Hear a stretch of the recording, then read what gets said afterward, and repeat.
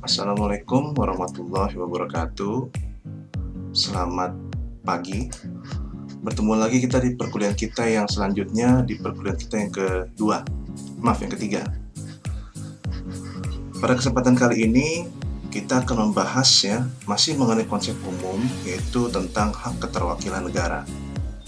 Apa itu hak keterwakilan negara? Baik, kita akan membahasnya terdiri dari beberapa poin-poin tertentu.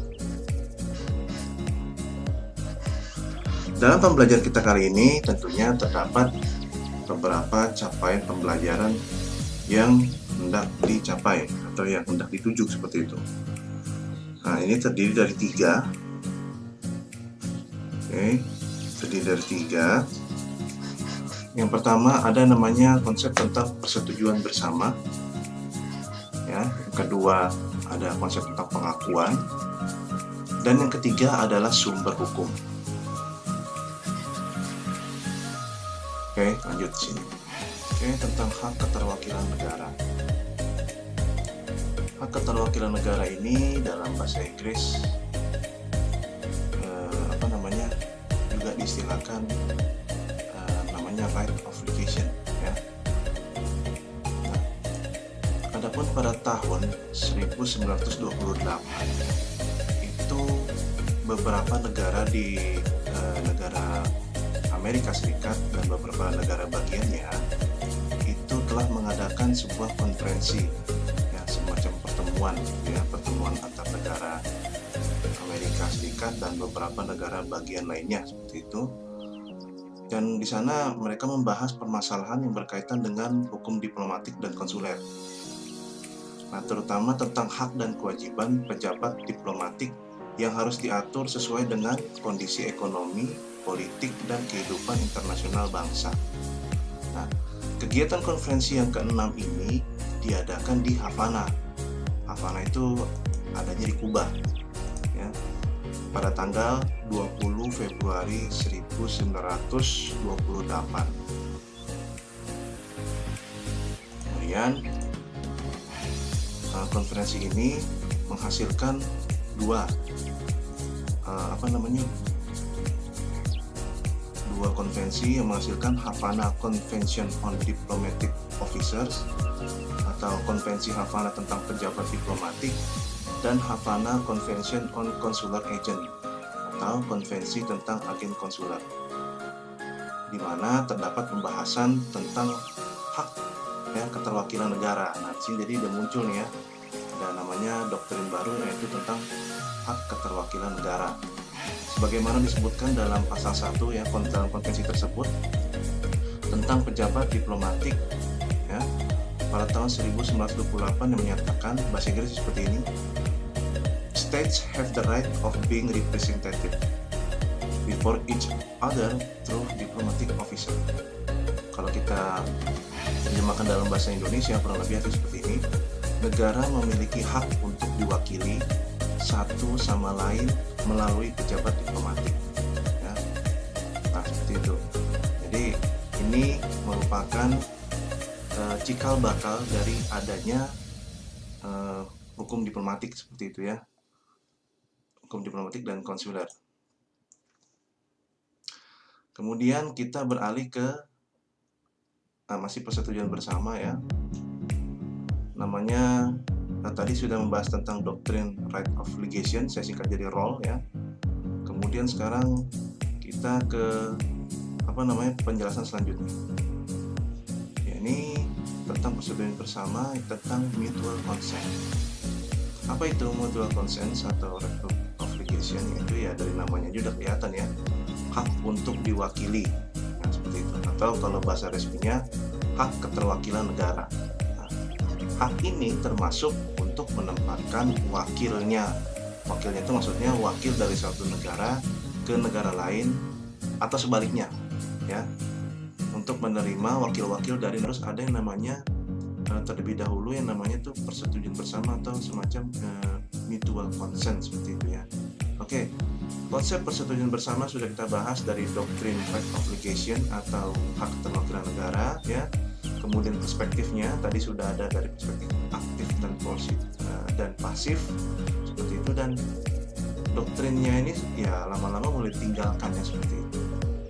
Selanjutnya tentang pengakuan. Pengakuan ini bahasa ya kita menggunakan bahasa Inggrisnya kalau di undang-undang itu namanya recognition seperti itu ya. Oke, apa sih yang dimaksud dengan recognition? Kita akan bahas. Oke. Latar belakangnya adalah dalam membina hubungan diplomatik ya, juga terdapat hal yang tidak kalah pentingnya. Apa itu? Ya, pengakuan ya, recognition terhadap negara tersebut oleh negara lain. Apabila tidak ada pengakuan terhadap negara, maka pembukaan hubungan diplomatik ya, dan perwakilan diplomatik tidak dapat diwujudkan. Misalnya seperti ini. Seperti tidak ada atau mungkin belum ya adanya pengakuan negara Indonesia terhadap Israel dan Taiwan sebagai negara yang berdaulat. Oke, sebagaimana kita ketahui ya, Indonesia saat ini ya tidak atau mungkin belum mengakui negara sebagai negara yang namanya Israel dan Taiwan ya, sebagai entitas negara. Jadi belum mengakui sampai saat ini. Nah, terkait hubungan dengan Indonesia yang tidak atau mungkin belum, sekali lagi ya, saya bukan mengatakan tidak, bisa saja mungkin belum ya, mengakui Israel sebagai entitas sebuah negara seperti itu ya. Pernah dikatakan oleh guru besar hukum internasional dari UI Universitas Indonesia, Profesor Hikmanto Juwana, ya dia mengatakan kenapa sih kok Indonesia itu belum atau tidak mengakui Israel sebagai suatu negara. Adapun berbagai pertimbangan atau alasan yang pernah beliau katakan. Ada 3. 1. Selama dalam pembukaan konstitusi Indonesia masih tertera kalimat dalam ini ya, pembukaan Undang-Undang Dasar 45 ya, itu ada kata-kata penjajahan di atas dunia harus dihapuskan ya. Maka sebelum Palestina merdeka tidak mungkin bagi Indonesia membuka hubungan diplomatik dengan Israel ya, yang menjajah bangsa Palestina.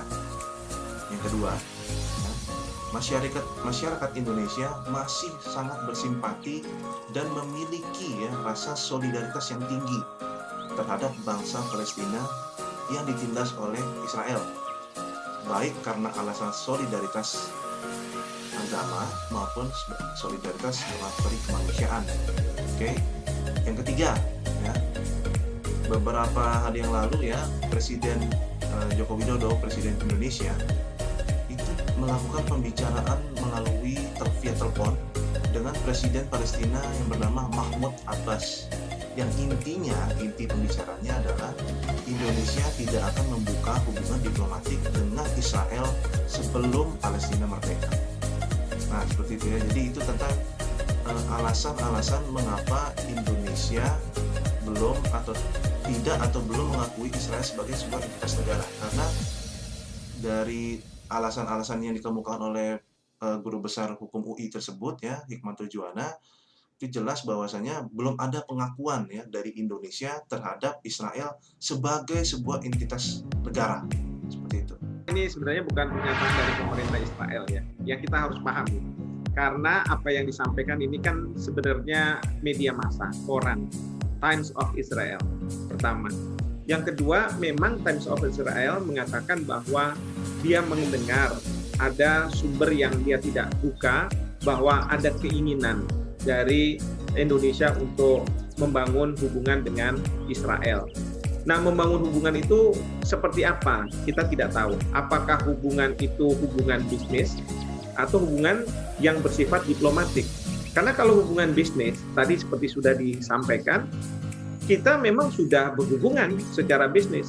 Jadi ada misalnya orang-orang intelijen kita yang di training di Israel, bahkan juga membeli komoditas dari asal Indonesia oleh pengusaha Israel dan lain sebagainya, itu sudah ada. Ya, sama seperti kita dengan Taiwan, kita tidak mengakui Taiwan sebagai sebuah negara, kita tidak mengakui Republic of China, tetapi bukan berarti kita tidak melakukan hubungan dagang, hubungan bisnis atau hubungan-hubungan yang lainnya. Tetapi permasalahannya adalah kalau hubungan diplomatik itu jelas pemerintah Indonesia tidak akan, sekali lagi tidak akan melakukan hubungan diplomatik dengan pemerintah Israel apabila tanah Palestina belum dikembalikan kepada rakyat Palestina. Karena ini sesuai dengan konstitusi kita yang mengatakan bahwa penjajahan di muka bumi ini harus dihapuskan. Dan kita melihat bahwa Israel sekarang ini menjajah tanah Palestina. Nah, yang kurang tepat mungkin di Indonesia ini ada dua persepsi terkait dengan masalah hubungan Israel ini. Pertama adalah kita tidak mengakui Israel sebagai negara karena kita konsisten dengan konstitusi kita. Tetapi juga ada yang mengatakan bahwa jangan berhubungan dengan Israel sampai kapanpun karena mereka ini negara yang didirikan oleh orang-orang Yahudi, Zionis, dan lain sebagainya. Padahal kalau misalnya konteksnya adalah Zionis, kemudian orang Yahudi, banyak orang-orang Arab yang memang berhubungan dengan mereka. Buktinya sekarang ini banyak negara-negara di Arab yang mau membuka hubungan dengan Israel. Jadi ada sampai satu titik tertentu bahwa negara Israel memang suatu kenyataan. Tapi bagi Indonesia, sebelum negara Israel mengakui negara Palestina, mengakui Palestina merdeka, maka kita tidak akan mengakui negara Israel. Dan itu konsisten dengan apa yang ada di dalam konstitusi kita. Demikian. Ya, Prof. Hikmahanto, kita lihat bahwa di Forum Perserikatan Bangsa-Bangsa tentunya selalu Indonesia menyuarakan untuk kemerdekaan Palestina. Seberapa efektif sebenarnya dan juga seberapa bisa menginfluence begitu negara-negara lain agar tetap konsisten? Karena kalau kita lihat peta di Timur Tengah sana sebenarnya agak cukup berubah konstelasinya setelah Donald Trump masuk sebagai macomblang, begitu ada normalisasi hubungan antara Israel dan beberapa negara-negara Arab di sana. Ya, memang untuk negara-negara Islam sekarang ini seolah-olah ada dua cara bagaimana Palestina bisa mendapatkan kemerdekaannya. Pertama, seperti Indonesia, kita konsisten, kita menjadi faktor penekan bahwa kalau Israel tidak mengakui Palestina, maka kita tidak melakukan hubungan diplomatik ini. Tetapi ada beberapa negara di Jazirah Arab yang mengatakan bahwa mereka akan berhubungan dengan Israel secara diplomatik, tapi pada saat yang bersamaan mereka juga akan tetap memperjuangkan agar rakyat Palestina mendapatkan wilayahnya kembali dari Israel. Jadi ada dua approach, dua pendekatan. Dan menurut saya kita Indonesia harus tetap konsisten dengan garis kebijakan politik luar negeri kita, dan tentu apakah negara Arab ataupun Indonesia pendekatan yang akan diambil, harapan kita adalah Palestina harus merdeka. Yang selanjutnya kita akan membahas tentang Taiwan, bagaimana hubungan Indonesia dengan Taiwan. Ya. Ini sekali lagi saya katakan, ini mungkin saja saat ini tidak, tapi juga mungkin belum ya. Jadi bukan saya katakan tidak selama-lamanya. Siapa tahu nanti di kemudian hari bisa saja mengakui ya. Nah, terkait dengan Taiwan, hal tersebut dikarenakan negara Indonesia merupakan pendukung ya One China Policy, ya kebijakan satu Cina. Maksudnya di sini adalah Indonesia termasuk yang mendukung kebijakan yang hanya mengakui ya RRT atau Republik Rakyat Tiongkok. Jadi Taiwan itu diakui bagian dari RRT. Ya, Indonesia tidak mengakui Taiwan sebagai sebuah entitas negara, tapi lebih kepada menganggap Taiwan itu sebagai bagian dari negara Cina, seperti itu. Jadi dia dianggap RRT. Maka dari itu, ya hingga saat ini Indonesia tidak mengakui, ya, atau mungkin belum sebagai Taiwan sebagai sebuah entitas negara. Ya. Namun ya di sisi lain Indonesia memberikan yang namanya bagi pemegang paspor Taiwan, diplomatik atau dinas yang bekerja pada kantor dagang dan industri Taiwan di Indonesia. Nah ini lebih aneh lagi ya. Indonesia tidak mengakui hubungan diplomatik, tetapi justru ya di Indonesia bagi pemegang paspor diplomatik dinas yang bekerja pada kantor dagang industri Taiwan di Indonesia atau KADIN disingkat ya di Indonesia, ya itu malah diberikan semacam izin tinggal terbatas seperti itu. Kalau kalian nggak percaya silakan lihat di pasal 30 ayat 1 Peraturan Menteri Hukum dan HAM RI nomor 27 tahun 2014 tentang izin tinggal. Ya, akan saya bacakan di sini. Dia di Permen Kominfo tersebut mengatakan bahwasanya Izin tinggal terbatas ya atau ITAS juga dapat diberikan bagi warga negara Taiwan, pemegang paspor diplomatik atau paspor dinas yang bekerja pada Kamar Dagang dan Industri Taiwan yang berkedudukan di wilayah Indonesia. Ya, termasuk keluarganya. Nah, ya. Jadi ada yang ini ya, yang membingungkan di sini ya. Kok dia tidak memberikan hubungan diplomat, menjalin hubungan diplomatik dinas atau tidak mengakui sebagai negara? Di satu sisi malah memberikan izin tinggal terbatas. Ya, Indonesia memberikan izin tinggal terbatas terhadap pemegang paspor diplomatik dinas di wilayah Indonesia. Ya, nanti kita akan bahas. Oke, memang Indonesia tidak mengakui ya Taiwan sebagai sebuah entitas negara ya. Tadi saya ulang lagi karena memang dia mendukung kebijakan satu RRC ya, One China Policy ya. Nah, dalam hal ini ya perlu dibedakan antara hubungan diplomatik dan hubungan non diplomatik. Ya, sekali lagi saya ulangi, perlu adanya pembedaan hubungan diplomatik dan hubungan non diplomatik. Memang Indonesia dan Taiwan hubungannya hanya sebatas perdagangan industri ya, seperti itu. Jadi kalau diplomatik itu sampai ada pertukaran perwakilan ya, pengiriman wakil-wakilnya melalui pejabat diplomat atau ya seperti itu. Nah, tapi perlu digarisbawahi ada yang namanya hubungan diplomatik di mana Indonesia dengan Taiwan hubungannya hanya sebatas perdagangan dan industri. Ya, jadi sifatnya non diplomatik. Nah, hal ini juga dilakukan Indonesia melalui perwakilan dagangnya di KDEI Taiwan. Jadi di sana kalau kalian pernah dengar, kita punya KDEI namanya, Kamar Dagang ya, seperti itu ya. Ekonomi Indonesia di Taiwan.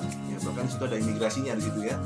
Jadi secara diplomatik ya tidak mengakui sebagai entitas negara, tetapi secara non diplomatik ya. Secara non diplomatik kita justru menggait atau punya hubungan ya dengan membuka perwakilan di masing-masing negara seperti itu ya. Nah, dari contoh yang telah dikemukakan sebelumnya, maka dapat diambil kesimpulan bahwa apabila suatu negara yang bermaksud untuk membuka hubungan diplomatik dengan negara lain perlu memenuhi dua persyaratan utama ya, yang ada lagi yang namanya yang pertama yaitu dia harus sebagai negara yang merdeka ya, yang merdeka, yang berdaulat dulu ya. Jadi dia harus katakan kalau mau menjalin hubungan diplomatik itu ya, dari penjelasan sebelumnya jelas ya, kita harus memastikan bahwasanya negara tersebut adalah negara yang merdeka, yang berdaulat seperti itu.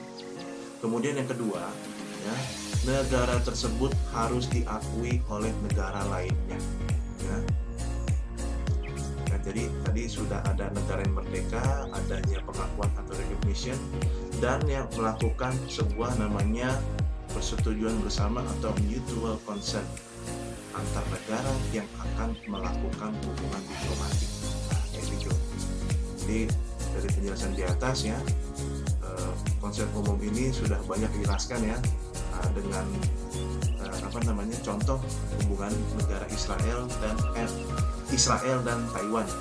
Israel sendiri belum diakui sebagai negara oleh Indonesia, belum diakui sebuah negara yang merdeka dan berdaulat seperti itu, makanya tidak memenuhi persyaratan. Yang pertama. Yang selanjutnya adalah belum diakui ya. Jadi Indonesia belum mengakui Israel belum merdeka, belum berdaulat, dan juga Indonesia tidak mengakui Israel sebagai entitas negara. Apalagi melakukan persetujuan bersama, tentunya ya memungkinkan hal itu ya. Mungkin suatu ketika ya bisa saja terjadi. Lalu bagaimana dengan negara lainnya? Negara lainnya semacam Amerika itu sudah punya dia perwakilan diplomatik di negara Israel, tapi untuk Indonesia sendiri sampai sekarang belum ada seperti itu atau tidak ya seperti itu, karena berbagai pertimbangan yang diberikan. Salah satunya adalah pertimbangan yang diberikan oleh Guru Besar Hukum Internasional UI di Prof.